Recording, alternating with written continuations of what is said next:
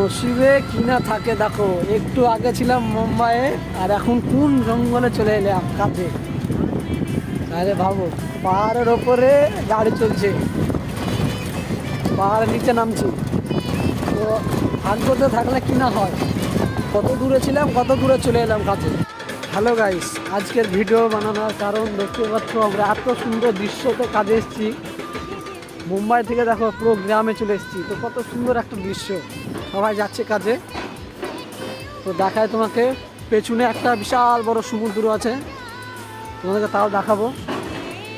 আর দেখো, ও ভাই সত্যি একদম দেখার মতো জায়গা। তো তোমাদেরকে দেখায়, এই দেখো খাড্ডা,